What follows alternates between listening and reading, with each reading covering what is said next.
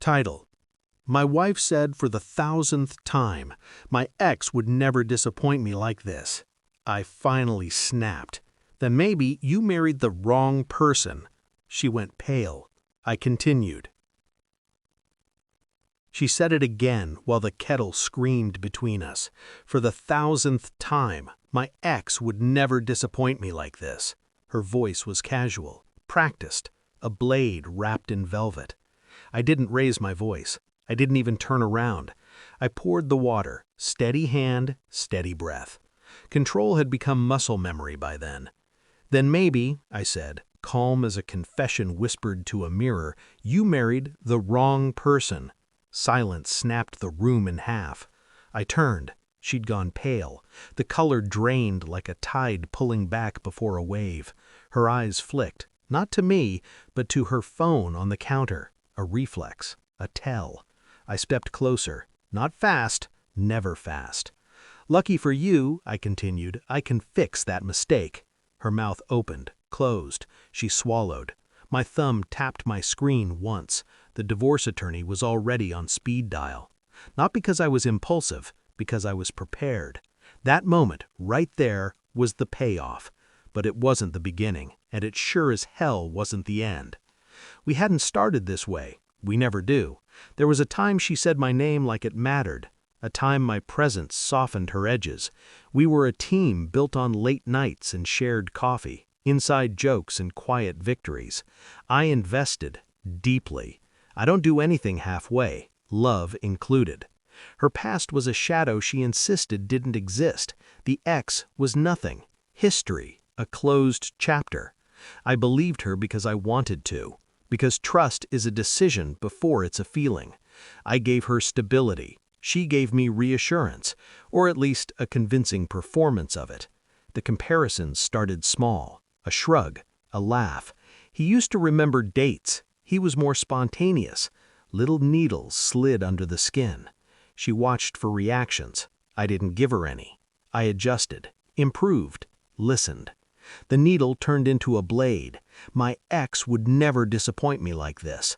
Every time she said it, she was measuring me against a ghost she refused to bury. I felt the erosion, slow, intentional, designed to weaken. Still, I stayed, because marriage to me wasn't a stage, it was a contract of loyalty, and I honor contracts until someone breaks them. I didn't catch her because I was paranoid. I caught her because patterns don't lie. The phone never left her hand, screen tilted away from me. Late work nights that aligned too neatly with weekends I traveled. A name that disappeared from her contacts but showed up in notifications as a string of numbers I recognized too well. Memory is a weapon when you sharpen it.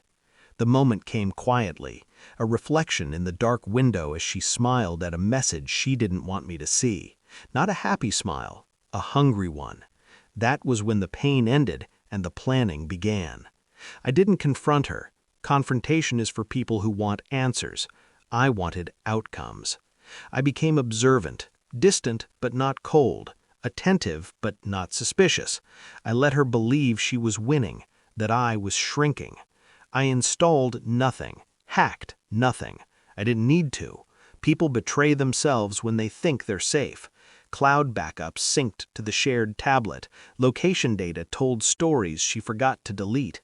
Emails forwarded themselves while she slept beside me, breathing the easy breath of someone who thinks the storm has passed. I built a timeline. Messages, photos, hotel receipts, voice notes she thought were ephemeral. Patterns of money movement, every lie mapped to a timestamp. Then I called professionals, a private investigator to verify what I already knew, a forensic accountant to trace what she thought was hidden, a lawyer who smiled when I said, "I want this clean." I moved assets quietly, perfectly legally, accounts adjusted, documents copied, safes relocated. I learned which battles to fight and which to let her lose on her own. I rehearsed nothing. I waited, because revenge isn't loud, it's precise. First, I let her feel confident.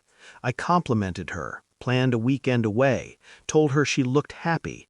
People make mistakes when they feel invincible. She slipped. Met him again. The investigator sent the photos. I didn't look at them immediately. I waited until I was ready to feel nothing.